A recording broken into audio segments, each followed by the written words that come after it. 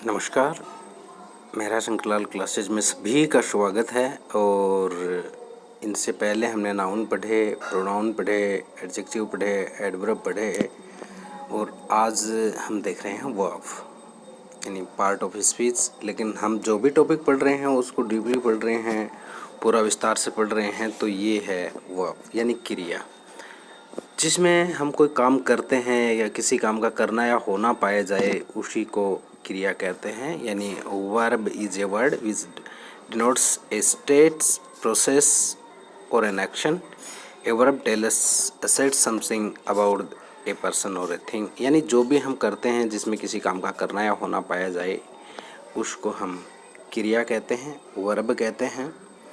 और इस वर्ब को थोड़ा सा देख लेते हैं, ज़्यादा विस्तार से इसको हम नहीं पढ़ेंगे, लेकिन फिर भी इस वर्ब के यदि हम काइंड्स की बात करते हैं तो जो छोटे बच्चों के लिए काम में आती है वो एक तो मेन वर्ब होती है। हम इसको शॉर्ट में एमवी कहते हैं और हिंदी में इसको मुख्य क्रिया कहते हैं। और दूसरी हेल्पिंग वर्ब होती है, इसको एचवी कहते हैं और हिंदी में इसको सहायक क्रिया कहते हैं। तो पहले हम इस मेन वर्ब की बात करते हैं। ये दो प्रकार की होती है, एक ट्रांजिटिव और एक इंट्रांजिटिव, यानी सकर्मक और अकर्मक। क्यों चाहिए? क्योंकि आगे चलकर हम पैसिव वॉइस या और चीज़ भी काम में लेंगे तो ये चीज़ हमें चाहिए। ट्रांजिटिव वर्ब और इंट्रांजिटिव वर्ब कौन सी होती हैं? ट्रांजिटिव वर्ब जो होती है वो, ये जो ट्रांजिटिव वर्ब होती है इसमें ऑब्जेक्ट होता है। यानी मेन वर्ब जो होती है इसके बाद में एक ऑब्जेक्ट होता है और उस के कारण हम उसका पैसिव वॉइस बनाना सकते हैं। यानी जिसके बाद में ऑब्जेक्ट होता है वो ट्रांजिटिव वर्ब होती है। यानी transitive verb is a verb that denotes an action which passes over from the doer और सब्जेक्ट टू एन ऑब्जेक्ट। जैसे आई टीच यू इंग्लिश, तो यहाँ ऑब्जेक्ट यू भी है, इंग्लिश भी है, तो दो ऑब्जेक्ट आ गए। थोड़ा सा देख लेते हैं कि ये जो तीन प्रकार की होती है ट्रांजिटिव वर्ब। एक मोनो ट्रांजिटिव होती है, डी ट्रांजिटिव और कॉम्प्लेक्स ट्रांजिटिव, यानी जिसके अंदर सिर्फ एक ही ऑब्जेक्ट हो। इसमें दो ऑब्जेक्ट होते हैं। इसमें एक ऑब्जेक्ट कॉम्प्लीमेंट होता है। मोनो ट्रांजिटिव में सिर्फ एक ऑब्जेक्ट होता है, डी ट्रांजिटिव में दो ऑब्जेक्ट होते हैं और कॉम्प्लेक्स में एक ऑब्जेक्ट कॉम्प्लीमेंट होता है। बताते हैं क्या होता है ये। देखिए, जो अपनी मोनो ट्रांजिटिव वर्ब है, it takes only one object. जैसे रेणुका रोट ए लेटर, तो ए लेटर यहाँ एक ही ऑब्जेक्ट है। आई एम राइटिंग हिम, यहाँ हिम एक ऑब्जेक्ट है। तो ये जो है ये मोनो ट्रांजिटिव है। डी ट्रांजिटिव जिसमें दो ऑब्जेक्ट होते हैं, the verb which has two objects, direct और इनडायरेक्ट दोनों प्रकार के ऑब्जेक्ट इसमें हो सकते हैं। जैसे Renuka gave me a book, तो यहाँ मी भी एक ऑब्जेक्ट है। और इससे पहले प्रोनाउन में हमने देखा था कि ऑब्जेक्ट दो प्रकार के होते हैं, डायरेक्ट और इनडायरेक्ट। तो ये इनडायरेक्ट ऑब्जेक्ट है और दूसरा ए बुक, ये डायरेक्ट ऑब्जेक्ट है। और she is writing him a letter, तो हिम और ए लेटर दो ऑब्जेक्ट हैं। तो ऐसी बहुत सी वर्ब होती हैं, जैसे लाइक है, आस्क है, गिव है, ऑफर है, प्रॉमिस है। ऐसी ये डबल ऑब्जेक्ट लेती हैं। कॉम्प्लेक्स ट्रांजिटिव वर्ब जो होती है, it takes an object and object complement. यानी ऑब्जेक्ट कॉम्प्लीमेंट वो होता है जो ऑब्जेक्ट के बारे में ही कुछ कहा जाता है। जिसमें जैसे हम किसी लड़के को कहते हैं भूतनी, जैसे मैं प्रेम से किसी को बोल दूं या वैसे बोल दूं आई कॉल हर भूतनी, तो ये हर और भूतनी एक ही है। तो ये कॉम्प्लेक्स ट्रांजिटिव वर्ब है। जैसे the villagers made my father panch, तो माई फादर ही पंच है। इस प्रकार से ऐसी बहुत सी वर्ब होती है, चूज, इलेक्ट, मेक, है ना, appoint, call, name, nominate etcetera. ये डी कॉम्प्लेक्स लेते हैं। इसको क्यों देखना है? क्योंकि कॉम्प्लेक्स ऑब्जेक्ट जिसमें ये होता है उसमें हम जब पैसिव वॉइस बनाते हैं तो सिर्फ जो पहले वाला ऑब्जेक्ट होता है इसी को उठा सकते हैं, इसको उठाकर इसका पैसिव वॉइस नहीं बनाएंगे, सिर्फ इसी से बनेगा। जबकि ये जो डी ट्रांजिटिव वर्ब होती है इसमें पैसिव वॉइस जब बनाते हैं तो हम इससे भी बना सकते हैं और इससे भी बना सकते हैं। इसकी तो बात ही खत्म है, क्योंकि इसमें तो एक ही ऑब्जेक्ट होता है तो उससे पैसिव वॉइस बनता है। और इंट्रांजिटिव वर्ब वो होती है जिसके अंदर ऑब्जेक्ट नहीं होता है, जिसके अंदर ऑब्जेक्ट नहीं होता है वो इंट्रांजिटिव वर्ब होती है, और यही कारण है कि इसका पैसिव वॉइस नहीं बनता है, जैसे आई गो टू स्कूल। अब हम बात करते हैं आगे, मॉडल्स हैं, टेंस हैं, बी वर्ब है, उसमें हम पढ़ेंगे तो ये चीज़ हमें चाहिएगी एच वी। तो एच वी की बात कर लेते हैं। इंग्लिश में इसको द फ्रेंड्स ऑफ नोट भी कहते हैं। ये नोट के मित्र होते हैं, नोट इनके बाद में आता है। ये इंग्लिश में टोटल जो होती हैं, ये इसको इनका जो नाम है ऑनोलेस ऑक्सिलरीज भी इनको बोलते हैं। ये टोटल 24 होती हैं और ये फ्रेंड ऑफ नोट होती हैं। इसमें प्रेजेंट टेंस के अंदर जो होती हैं एच वीज वो 15 होती हैं और पास्ट टेंस में होती हैं 9। प्रेजेंट टेंस में जैसे हम is, am, are, has, have, do, does, shall, will, may, can, must, need, ought to और डेयर। पास्ट में was, were, had, might, could, would, should, use to और डिड, इस प्रकार से नो होती हैं। ये इनको हम पढ़ेंगे टेंसों में, मॉडल्स में, इनको विस्तार से, और यही हमारा वर्ब का मेन टॉपिक होगा, काम भी आएगा इंग्लिश में। हम सबसे पहले बात करते हैं बी वर्ब की। अब हम सेंटेंस बनाना सीखेंगे, मतलब तो ये बी वर्ब होती क्या है या किस वाक्यों में हमें बी वर्ब का प्रयोग करना है। तो बी वर्ब वो होती है जिसमें एम बी नहीं आए, एम बी मैन वर्ब नहीं होती है। जैसे टेंस क्या होता है, उसमें मैन वर्ब बहुत ज़रूरी है, बिना मैन वर्ब के टेंस ही नहीं बनता है। तो जो बी वर्ब होती है, एक छोटा सा उदाहरण है, बुरा नहीं है वैसे, समझ में आ जाए इसलिए, जैसे हम करें कि सोनू कुत्ता मारता है। यहाँ मारना क्या हुआ, प्रेजेंट इंडेफिनिट टेंस, वर्ब भी है मारना, लेकिन सोनू कुत्ता है हम बोल देते हैं, इसमें मैन वर्ब नहीं है, तो ये बी वर्ब हो गई। यानी इसमें इसको हम टेंस के हिसाब से नहीं, बी वर्ब के हिसाब से बनाएंगे। और ये जो बी वर्ब होती हैं इनमें अलग अलग टेंसों के हिसाब से इसको काम में लेते हैं। जैसे प्रेजेंट टेंस, इसकी पहचान क्या होती है, इनके अंत में है, हो आता है। पास्ट टेंस जिसमें था, थे, थी आता है। फ्यूचर टेंस जिसमें गा, गे, गी आता है।